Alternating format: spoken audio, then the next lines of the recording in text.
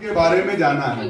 हम सभी ने बेटा ये बात जानी है कि हर जीव जाति पृथ्वी में मृत्यु से पहले अपने जैसा दूसरा जीवधारी उत्पन्न कर जाती है ताकि उसकी पीढ़ी आगे चलती रहे। और इस क्रिया को बेटा जब कोई जीव अपने जैसा कोई दूसरा जीवधारी उत्पन्न करता है तो इस क्रिया को हम जनन कहते हैं। क्या बोलते हैं? जनन या प्रजनन कहते हैं। और जंतु या पौधे के बेटा वह अंग जो इस क्रिया में संलग्न होते हैं, अपने जैसा दूसरा जीवधारी बनाने की क्रिया में लगे होते हैं, उनको हम जननांग कहते हैं। और नर में नर जननांग और मादा में मादा जननांग। आज बेटा हम लोग पौधों में जनन के बारे में जानेंगे। देखो बेटा, हम ये भी जानते हैं कि पौधे भी प्रायः जब उनका जीवन काल समाप्त होता है, जैसे हमने अभी धान बोया और धान बोने के बाद धान का पौधा हुआ, धान जब कटेगा तो फिर क्या मिलेगा?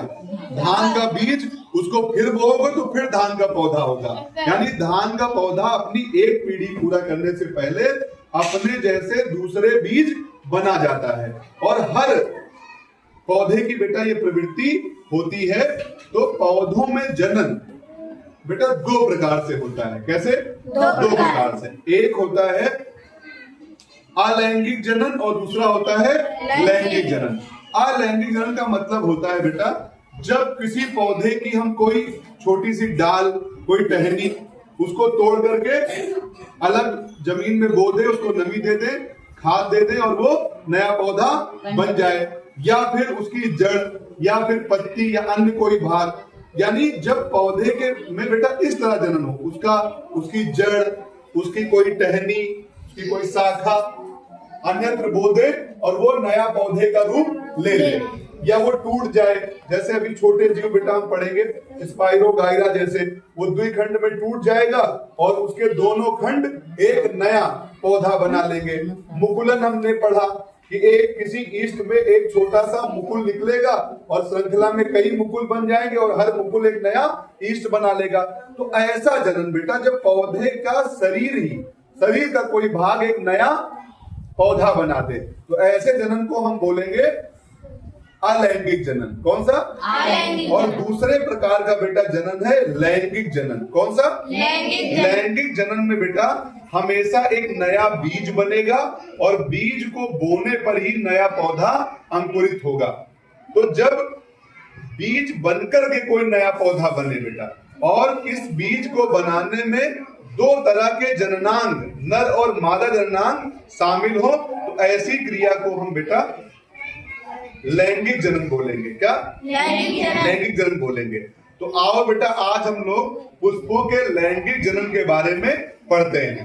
तो लैंगिक जनन हमेशा आपको एक बात याद रखनी है कि उसमें एक नर जननांग होगा और एक मादा जननांग होगा। और बेटा तुम्हें ये जानकर आश्चर्य होगा कि जो पुष्प है, कौन?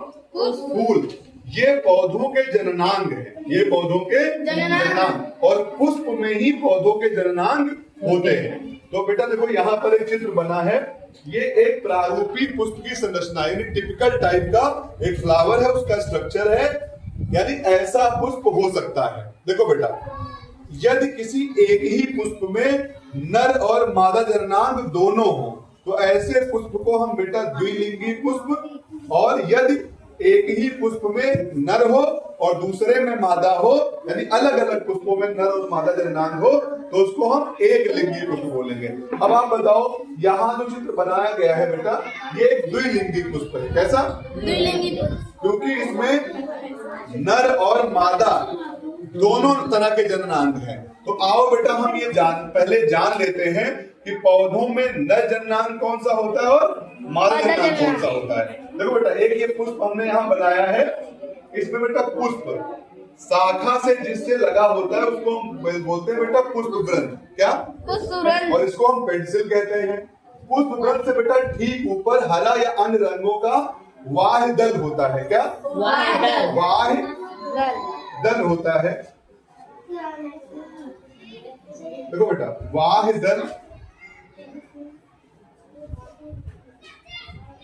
दल को बेटा हम अंग्रेजी में सेपल कहते हैं। क्या सेपल? एक को सेपल, अगर कई है तो सेपल्स बोलते हैं। तो ये जो हरा है ये बेटा वाहिदल हो गया, और ये जो बड़े बड़े बेटा रंगीन होते हैं प्रायः पुष्पों में, इनको हम दल कहते हैं, पेटल्स कहते हैं। ठीक है, देखो बेटा पुष्प में बीच में इस तरह की संरचना होती है। इसके ऊपर का भाग बेटा वर्तिकाग्र कहलाता है, और ये गर्दन जैसा भाग वर्तिका, और नीचे बेटा फूला हुआ भाग अंडाशय कहलाता है। और इस अंडाशय में अंड होते हैं बेटा। वर्तिकाग्र, वर्तिका और अंडाशय, ये तीनों मिलाकर के स्त्री केसर या पिस्टिल कहलाते हैं, और ये पौधे का मादा जननांग होता है। कौन? मादा जननांग। पौधे के मादा जननांग को क्या कहते हैं? स्त्री केसर। क्या बोलते हैं? स्त्री केसर। स्त्री केसर। स्त्री केसर में वर्तिकाग्र, वर्तिका और अंडाशय शामिल होते हैं। बेटा पुष्प में इस तरह धागे जैसी संरचना निकली रहती है, और ऊपर एक घुंडी जैसी संरचना होती है, जिसे हम बेटा पराग कोष कहते हैं या एंथर बोलते हैं। और ये धागे ऐसी संरचना को बेटा फिलामेंट या पुतंत कहते हैं। और पराग कोष जब बेटा परिपक्व हो जाता है तो उसमें नन्हे नन्हे दाने जैसी संरचना निकलती है, इसको हम बोलते हैं परागकण या पालन बोलते हैं। तो बेटा परागकण, पराग कोष और पुतंत, ये तीनों मिलाकर के पुंकेसर या स्टामेन कहलाते हैं। और स्टामेन या पुंकेसर पौधे का नर जननांग होता है। तो मादा जननांग में भी 3 भाग और नर जननांग में 3 भाग। नर में कौन कौन से? पुतंत, फिलामेंट, परागकोष, एंथर, परागकण, पॉलन। स्त्री केसर बेटा वर्तिकाग्र, वर्तिका और अंडाशय। ठीक है, तो हम लोगों ने ये जाना कि पौधे में नर जननांग को पुंकेसर और मादा जननांग को स्त्री केसर कहते हैं।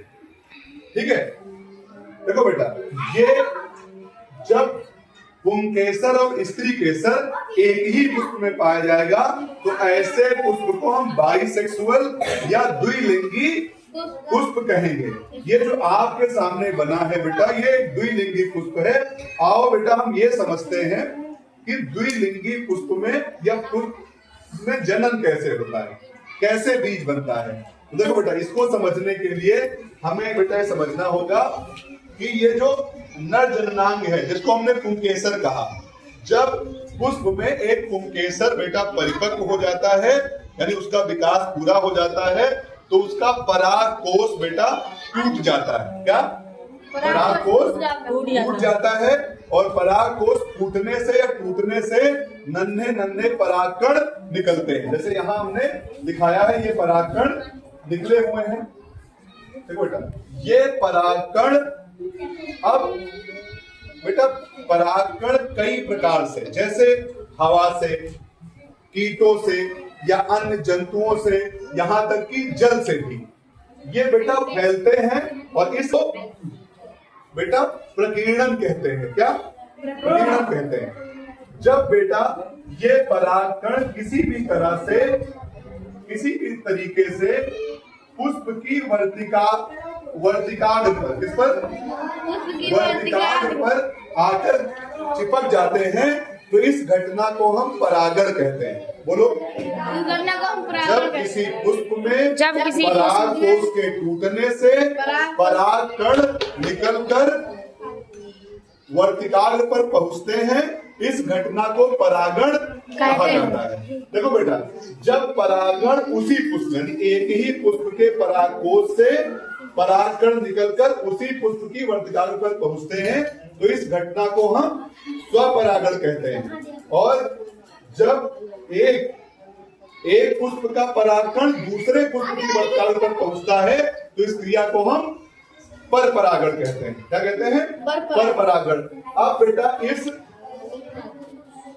वर्तिकाग्र पर जो परागकण आया है इससे बेटा एक पराग नलिका निकलेगी, और ये पराग नलिका बेटा बढ़ते हुए अंडाशय के अंडक तक जाएगी, और यहाँ इसका केंद्रक और इसका केंद्रक दोनों संयुक्त हो जाएंगे और ये एक बेटा भ्रूण बन जाएगा या एक बीज बन जाएगा। जब बेटा ये बीज बन जाएगा तो कुछ पुष्पों में पौधे के अन्य, ये जो पुष्प के अन्य भाग हैं ये गिर जाएंगे और ये बीज या तो फल में, या तो जैसे सरसों का फूल है तो उसमें फलियां में, मटर जैसे दाल जैसे इसमें फलियां में ये बंद हो जाएंगे। क्या हो जाएंगे? बंद हो जाएंगे। और फिर बाद में इसी बीज को जब हम निकालकर पुनः बोएंगे तो फिर वही पौधा अंकुरित होकर के बनेगा। क्यों? क्योंकि ये बीज बेटा इस पौधे का भ्रूण है, इस पौधे का भ्रूण है। देखो बेटा, जब एक ही पुष्प में परागकण निकलकर उसी पुष्प के अंडाशय को निषेचित करेंगे तो इस क्रिया को हम स्वनिषेचन कहेंगे। और जब एक पुष्प का परागकण दूसरे पुष्प के अंडाशय को निषेचित करेगा तो उसको हम परनिषेचन बोलेंगे। और देखो बेटा, प्रायः ये नियम है या ये पाया जाता है कि एक ही पुष्प में भले ही नर मादा जनान दोनों हो, लेकिन पर परागण होता है और एक पुष्प का परागकण दूसरे पुष्प की वर्तिकाग्र पर पहुंचता है और अंडाशय को निषेचित करता है, यानी पर निषेचन की क्रिया होती है। क्योंकि पर निषेचन की क्रिया में बेटा विविधता आ जाती है और उन्नत बीज बनते हैं। और पर निषेचन बेटा पर परागण इसलिए होता है, पर निषेचन इसलिए होता है कि एक ही समय में एक पुष्प में परागकोश और अंडाशय दोनों परिपक्व नहीं होते, तो इस तरह से बेटा पौधों में बीज बनती है और जनन की क्रिया होती है। बस।